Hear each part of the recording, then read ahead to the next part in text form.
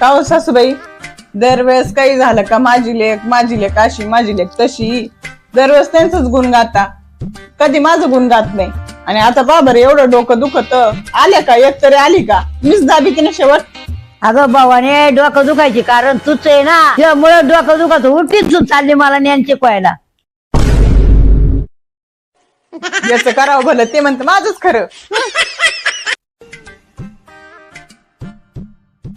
सासूबाई काय बघा त्या, 8 एके 8 8 दुने 16, 8 एके 8 8 दुने 16.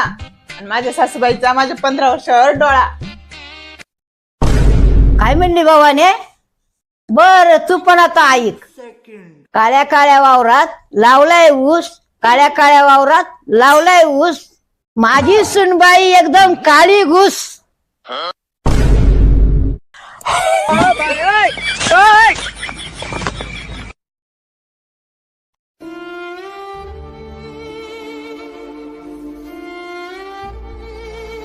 अगं सुनबाई काय एवढी टेन्शन मध्ये बसली?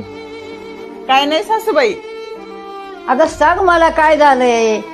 अहो सासूबाई, पित्ताची गोळी समजून मी तुम्हाला जुलाबाचीच गोळी दिली.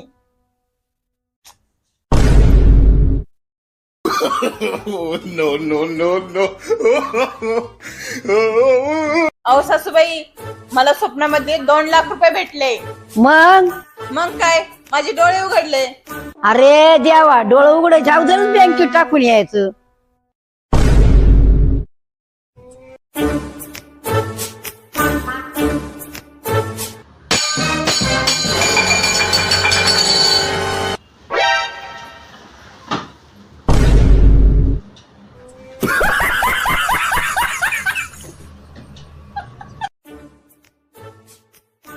अगं सुनबाई माहेर लय लवकर आली ग.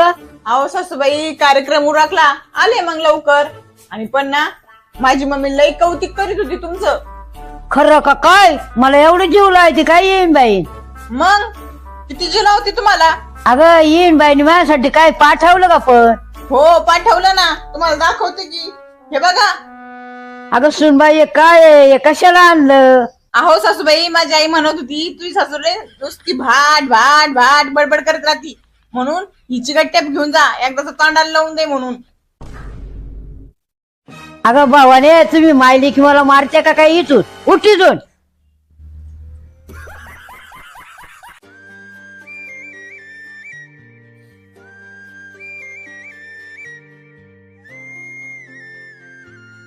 का हो, आज सुट्टीचा दिवस आहे, लई उदास बसलेत.